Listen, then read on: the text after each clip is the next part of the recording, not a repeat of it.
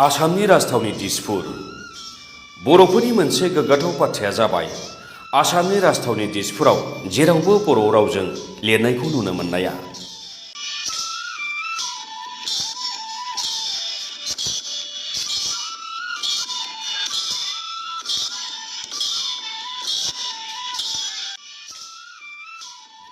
गुबुन रावारि सुबुंनि गादबनाय थानाय राजथावनि दिसपुर बायदियाव बर' रावखौ बाहायनो हानाया थारैनो गोग्गाथाव बाथ्रा।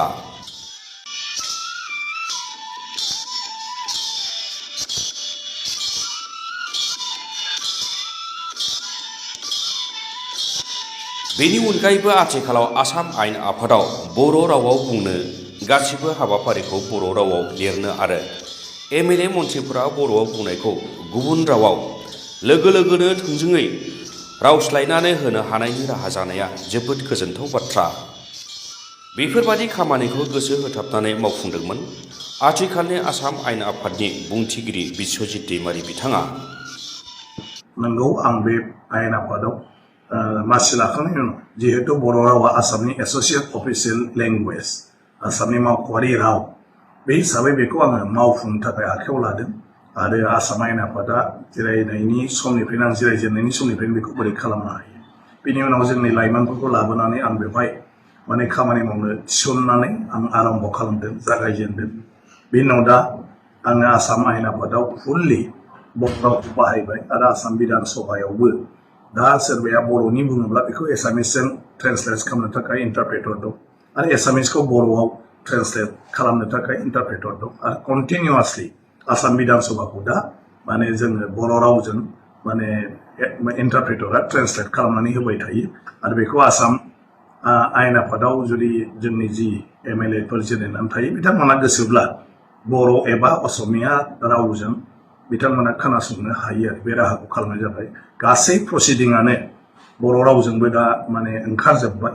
आसाम एसेम्ब्लिनि जोंहा रिपर्टार बेवहायनो जनानै थायो आरो आसाम बिधान सभायाव गासै सावरायनाय बाथ्राफोरखौ जोङो बेवहायनो लिरो आरो लाइभ जानायखाय जोंहा रेकर्डिंनिबो राहा दं। ओंखायनो बर' रावा समान समानै बेवहाय दा बाहायजाबाय। जुदि जोङो माबा मोनसे सार्कुलार होयो बर' रावजोंबो बियो ओंखारो आरो बिनि थाखाय बर' रावखौ बाहायनो जोङो पस्ट सेंसन खालामजोब्बाय। आङो दा बेवहाय डेपुटि सेक्रेटारिसिम। बुंथिगिरि बिथांनि नाजानायावनो आथिखालाव आसाम आयेन आफादाव बर' सेलाबो आबुं महर मोनबाय, जायनि जाउनाव बर' रावखौ आसाम आयेन आफादाव बाहायनाया गोरलै जानानै फैदों।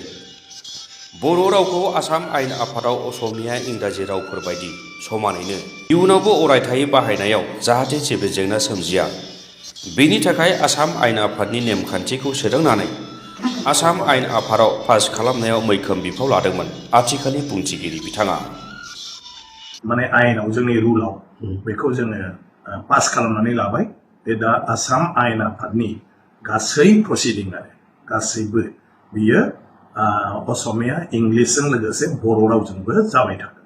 दा ओंखायनो बर' रावखौ जों बाहायो गासैबो। दा आसाम आयेन आफादाव जिखुनु माबाफोर जुदि साइनबर्ड लिरोब्लाबो बेवहाय जों बर' रावखौ बाहायफायो, गेटनिफ्राय लानानै आरोखि, आरो बबेबा माबा मोनसे मावोब्लाबो बेखौ बर' रावजों बाहायफायो। आरो दा बियो रुलाव थानाय हिसाबै बेखौ बाहायनांगौआ साफ्रोमबो अफिसारनिनो बिबान आरो गासैबो बेजों सोमोन्दो थानाय सुबुंनिनो बिबान आरोखि। गतिके आं सानो दा बर' रावखौ बाहायलांनायाव बेवहाय जेनिफ्रायबो बाधा इयुनाव थाला आरो माबाफोर उसुबिदा फैयोब्ला बे आयेननि हेफाजाब लानो हागोन, बे रुलनि हेफाजाब लानो हागोन आरो। बर' सेलाव साख्रि मावनाय साख्रिआवला बिथांमोनहा जोंनि सिगाङाव ओरैबादि बुङो। खुलुमनाय थाबाय।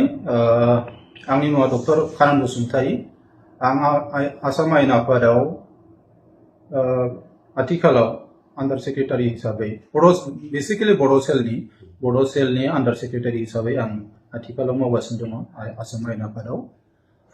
बे जोंनि बर' सेला आसाम आयेन आफादाव जोंनि बर' सेला 2024 फेब्रुवारि दानाव दाजादोंमोन एबा जोनोम मोनदोंमोन।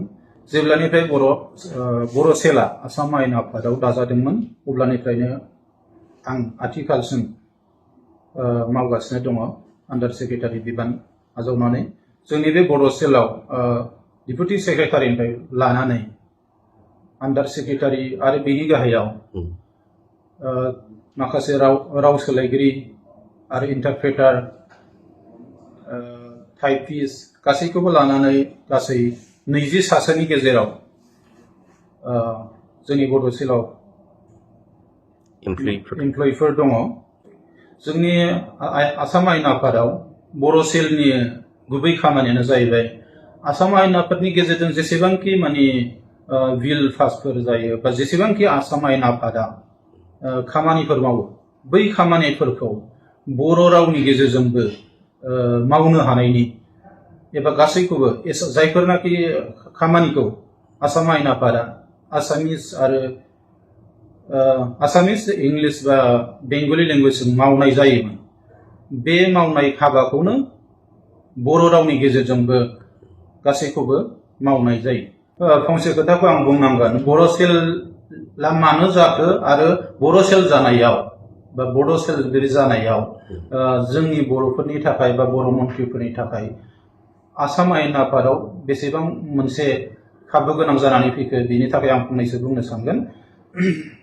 सिगाङावथ' बर' सेल जानांगौ बा जानाङा बेनि सोमोन्दै रावबो बुंदों बा बुङाखैमोनबो जानो हागौ बेयो जोंनि बुंनांगौ बाथ्रा नङा। नाथाय बर' सेल जानायनि उनाव बर' मन्थ्रि बा बर' एमएलएफ्रा सेसनाव बर' रावनि गेजेरजों बुंनो मोननायनि अनगायैबो बिलफोरखौ बर' रावजों बानायनाय आरो बर' सेलाव गावनि बर' रावनि गेजेरजोंनो बुंनो मोननाय खाबु जाबाय आरो जेसेबांनाखि बर' सेलाव माने एसामिस आरो इंलिशफोरजों गासैबो हाबाफारिफोरखौ मावनाय जायो बेफोरखौ गासिबो बर' रावनि गेजेरजों ट्रेन्सलेसन खालामनानै बर' एमएलए मन्थ्रिफोरनो जोङो खाबु होनो हानायनि मोनसे राहा आरो खाबु जाबाय। आरो बे बाथ्रायावनो आं फंसे खोथाखौ दाजाबनो सानदों। बे गुबै बाथ्रायानो जाहैबाय बेफोर गासैबो खाबुखौ जाहोनाय आरो मोगथाङाव महर होनायनि महर होगिरियानो बिथां मानगोनां आथिखालनि बुंथिगिरि आसाम आयेन आफादनि बुंथिगिरि बिथां बिस्वजित दैमारियानो बिथांनि नाजानायावनो नैबे जोंनि बर' सेला जोनोम मोनदों। खुलुमबाय। आंनि मुङा सेल्फ मेट्रानि बर'। आं दा आसाम आयेन आफादनि बर' राव खथायाव सासे राव सोलायगिरि महरै खामानि मावगासिनो दङ। जोंनि बे बर' सेलनि खामानिखौ स्टार्ट खालामदोंमोन जोंनि आसामनि बर'नि फार्स्ट बुंथिगिरि मानगोनां बिस्वजित दैमारी सार बिथाङा बे बर' सेलनि खामानि मावनायखौ जागायजेनदोंमोन 2021 मायथाइनिफ्राय। जेब्लानिफ्राय बिथाङा बे सेलखौ जागायजेनदोंमोन अब्लानिफ्रायनो आं बेवहाय सासे राव सोलायगिरि महरै खामानि मावदों।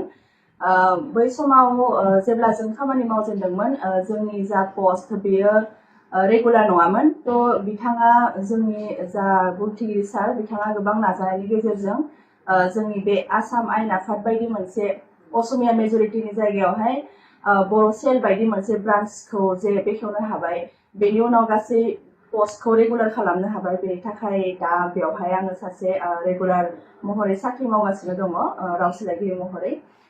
बेनि थाखाय जोंनि जा आसामनि मानगोनां बुंथिगिरि बिस्वजित दैमारी सार बिथांखौ जों बयबो साबायखर होनांगोन।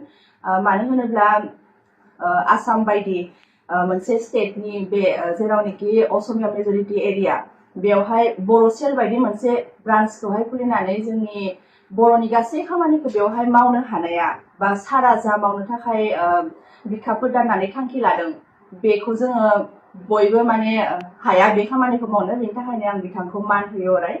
बिथांनि मावनो लानाय जा मावनाय बेखौ आं बाख्नायो।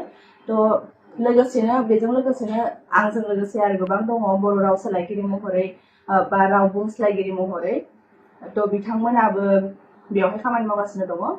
दा जोंनि खामानिया बेनोखि जेब्ला जोंना सेसन जायो बाजेट सेसन बा विन्टार सेसन बा सामार सेसन बिदि जायो अब्ला जोंनि जा बर'नि एमएलएफोर बर'नि अनगायैबो असमिया बेंगलि एमएलएफोर दङ बिथांमोना असमियानि कुइसनफोर जेब्ला होयो अब्ला बेफोरखौ जोङो बर'आव राव सोलायो। बेनिफ्राय जोंनि माखासे बर'नि एमएलएफोरबो दङ बिथांमोननि थाखाय जोबोद मोजां राहा खालामनानै होबाय जोंनि बिस्वजित दैमारी सार बिथाङा जे बर'आवनो बिथांमोना बाथ्रा सोंनो हायो बा फिननायफोरखौबो बिथांमोना बर'आवनो जुदि गोसोब्ला मिथिनो हागोन मानो होनोब्ला जोंना बर'नि मिनिस्टार्सफोरबो दङ बेखिनि खाबुखौ जोंनि बिस्वजित दैमारी सार बिथाङा बे बर' सेल बा जोंनि बर' ब्रान्चनि गेजेरजोंनो खालामनानै होबाय बे बाथ्राखौ हयथ' गोबाङानो मिथिखायो थ' बेनिखायनो दा बर' सेल बेखेवनाय लोगो लोगो जों बेवहाय साख्रि मावनायजों लोगोसे जोंनि बर' हारिनि गोबां मुलाम्फा जादों मानो होनोब्ला नोंथांमोना जोंनि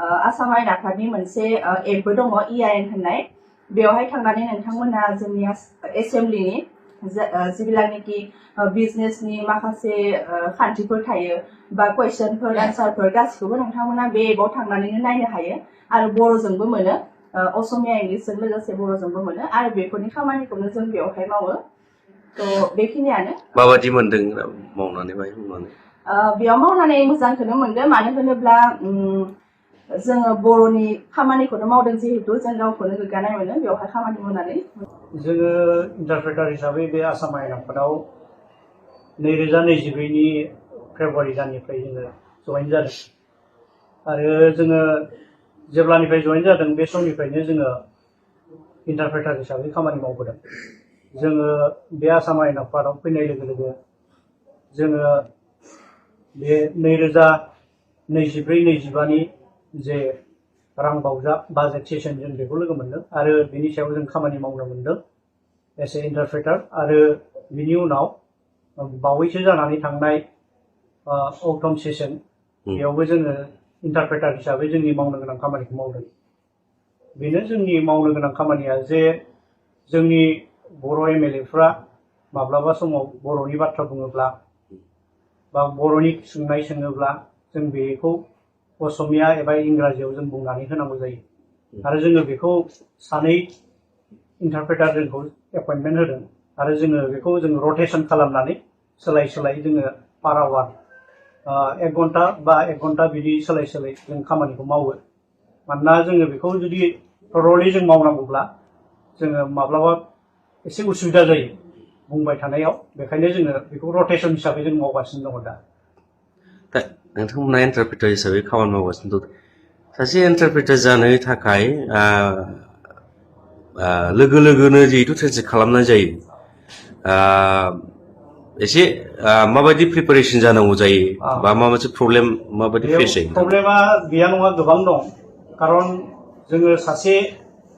जोङो उइदाउट इनफरमेसन मालाबा सोरबा MLA बा सोरबा मन्थ्रिया मा बुंगोन बे आयदानि सायाव जोङो माब्लाबा हठाৎ जोङो बुंनांगौ जायो आरो बेफोरबायदि समाव जोंनि प्रेजेन्स अफ माइन्डफ्रा माब्लाबा खामानि होआ जायो मानोना जिहेतु जोङो जोंनि रावखौ जोङो बुजिनानै आरो मोननै रावखौ जों बुजिनांगौ जायो आरो मोननै रावखौ बुजिनानैसो जोङो बेनि कनसेप्टखौ जों बुंनो हायो बेखायनो माब्लाबा प्रब्लेमा जाया नङा जायो मानोना मालायनि गोसोआव मा साननाय दङ बियो बाथ्राखौ बुंदोंब्लाबो ओरैखौ बुंगोन होननानै बुंदोंब्लाबो सोदोबफ्रा मा ओंखारो माब्लाबा उन सिगां जायो बेफोराव माखासे जेंनाया फैयो गैया नङा आरो जों गोदान हिसाबै बेयाव जेंनाखौ मोनदों मानोना जोङो बेबायदि जोङो एक्सपिरियेन्सबो गैया आरो जोङो ट्रेनिंबो बिदि इसिबां मोनाखै बेखायनो जों माब्लाबा एसे जेंनाया फैयो गैया नङा मावनानै नोंथांनि एक्सपिरियेन्सआ माबायदि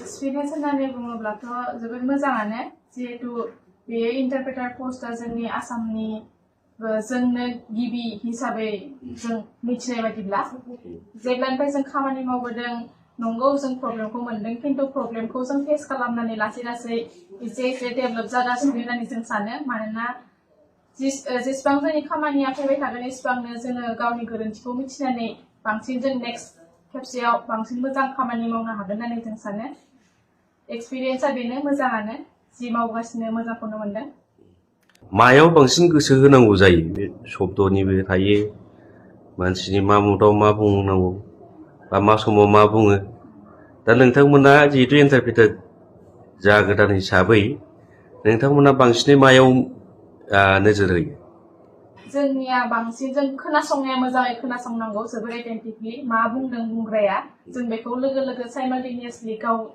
ट्रान्सलेट खालामनानै बुंलांनांगौ जायो बेखायनो जों जि खोनायो जोंनि खोनानाया मोजां जायोब्ला जोंनि गावबा गावनिफ्राय मोजाङै ओंखारलाङो आरो जेब्लानो जों मिस खालामो अब्ला जों ट्रान्सलेट खालामनो हाया बिदि जायो मख'जाथावदि आसाम आयेन आफादनि गुबुन रावारि मावख'गिरिफोरखौबो बर' फोरोंनायनि राहा खालामनानै होदोंमोन मानगोनां बुंथिगिरि बिस्वजित दैमारी बिथाङा।